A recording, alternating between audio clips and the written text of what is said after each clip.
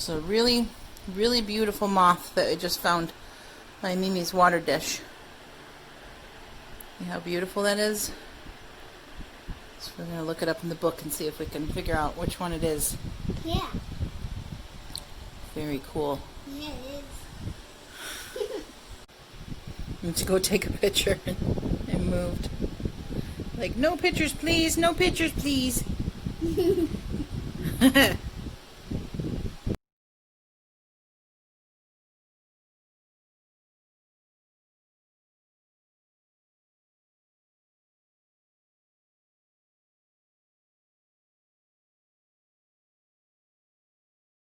So the two groups differ most visibly in their antenna.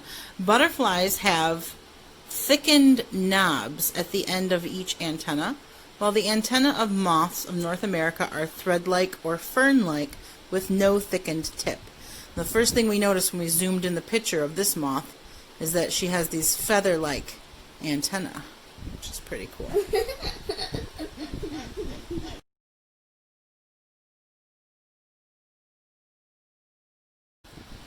You see how she has the feathery antennas? Mm-hmm. And some thick feet. The best we can figure out, and she doesn't seem to match anything exactly, but she does look a lot like this Virginian tiger moth. Or, I don't think this one, because this one's got the yellow all along the edges. But, yeah, we're having trouble identifying this one. We can't find anything in the book exactly like it. See, it's got spots along the front edge line and then a pattern on the wings of little dots, little brown dots too. Can I see another one magnifying glass like that? Yeah.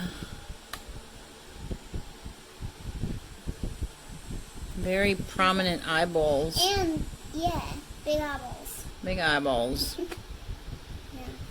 Yeah. And...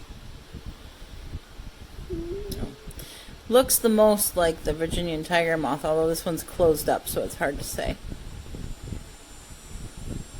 So yesterday when we were leaving the restaurant after eating brunch, we were walking to the van and we saw one of these guys.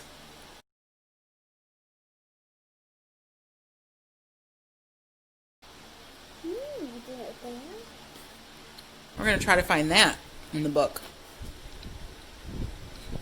Yeah. I think that it's probably in... Where was that? In here. I imagine it's probably in here somewhere. So, alright, let's go check out the pages picture. So, I definitely think it's some type of mayfly. We have, we call them fish flies down in southeast Michigan. They usually come in June though, and they cover everything by the water. Anywhere you go down by Lake Erie, they're covering the gas station pumps, they're covering everything. And so this is the closest we find in the book to it, although the one that we saw had a lot darker wings than that, so not sure. But this is the only page that has mayflies on it. I definitely think it's some type of mayfly, just very large and very dark wings. Yeah, these are grasshoppers and crickets. All right. So we found some stuff. We're gonna look up. And I have this little journal. Some more stuff. She's got a field journal. Yeah, a field guide journal. So we have this plant that has these bellflower-like flowers. We're going to look up. We have this we found in the middle of the road from a tree, and it still has an acorn attached to it. Acorn. So we need to find out what kind of tree that's from. And we found a grasshopper. And while I was mopping the bathroom, I found this disgusting creature. He reminds me of that mean grasshopper from Bug's Life, or Bugs or whatever. Found him in the bathroom. Yeah. Then we found this. He looks mad.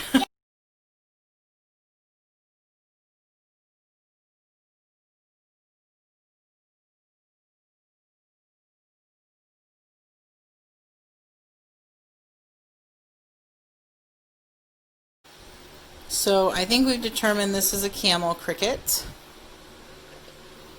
Looks like a camel cricket to me. It looks like a grasshopper to me. It does look like a grasshopper, but it matches the picture of the camel cricket. I thought it was a grasshopper just because it was so big. I didn't realize crickets came this big. But no, it definitely, yeah, is definitely a camel cricket. Yep. And it says that camel crickets are wingless and lanky. They like cool, damp places like cellars, basements, old wells, and caves. Some are burrowers found only in sand dunes. Members of the genus, however you say that, are most abundant. The blade-like stinger on katydids and camel crickets is the female's egg-laying organ or ovipositor and is harmless. So the thing hanging off her butt is how she lays her eggs to make more crickets. Yeah?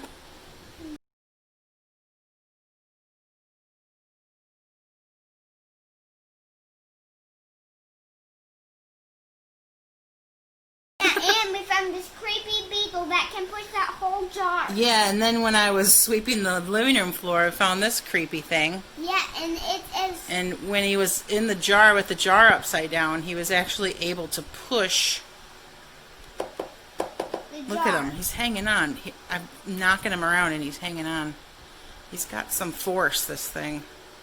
Yeah, Ugh. he got so much force that he Gross. can even push that.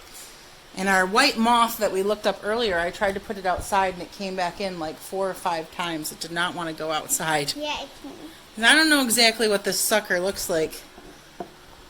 Can I look in the magnifying glass? Yeah, look in the magnifying glass. Ew.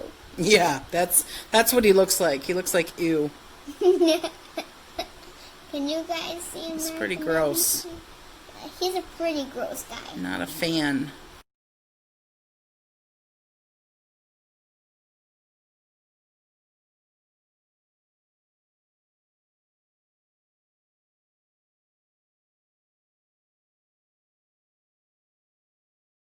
So we also found a giant spider on the Yeah, wall. it was like daddy long legs.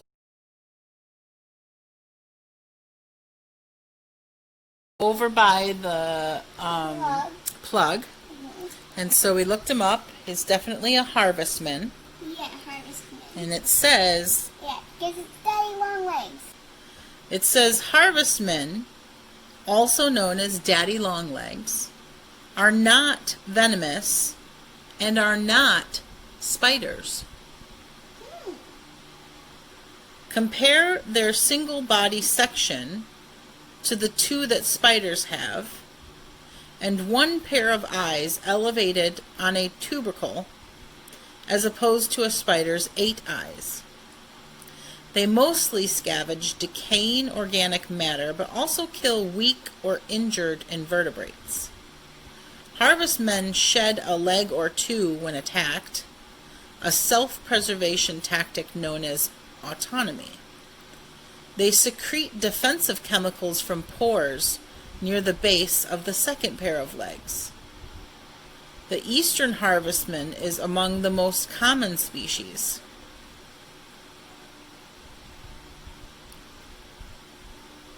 Huh. So they're not spiders at all. Isn't that interesting? Yeah. They look like spiders, but they're not spiders. They're not spiders.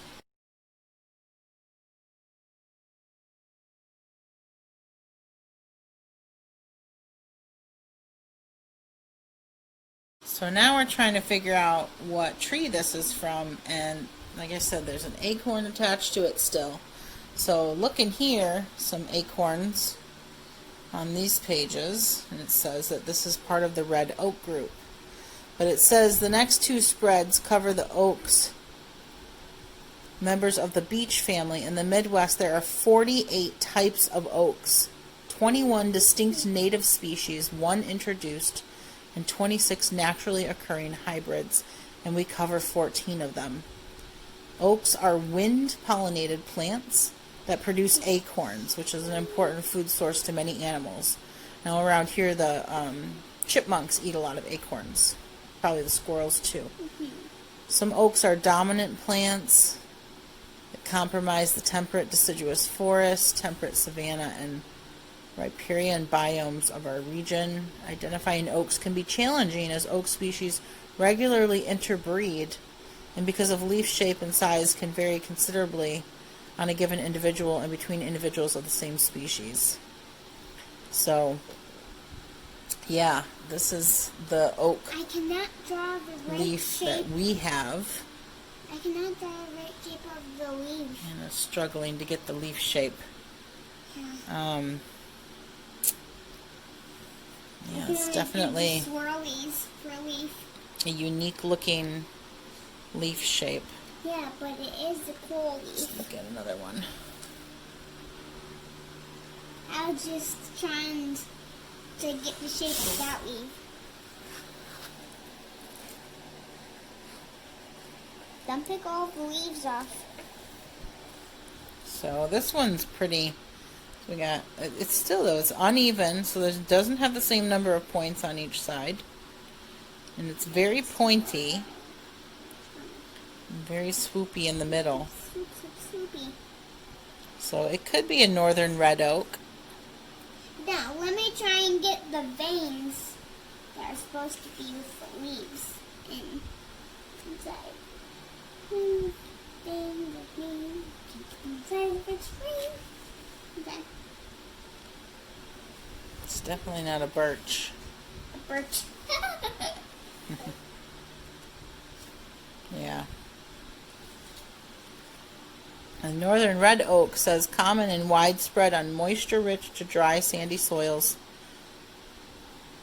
It's covered like all of Michigan.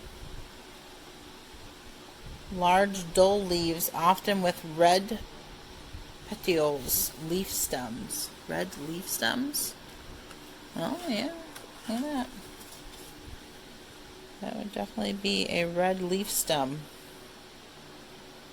Okay. Okay. Separations between lobes, not as deep compared to other species. That looks like the Reddish only twigs thing and hairless red buds. Large, 1-inch shallow cupped acorns with white kernels. Well, Shallow cooked acorn. this one isn't large, but it didn't really get a chance to grow. No. This is my journal. So yeah, my best guess would be northern red oak. Yeah, northern red oak is for red. So the leaves would turn red in the fall then. Yeah. Cool. Cool. This is my journal. Yeah. We did a lot of exploring today. Yeah. Found a lot of different species of things. Looked them all up. All the species up.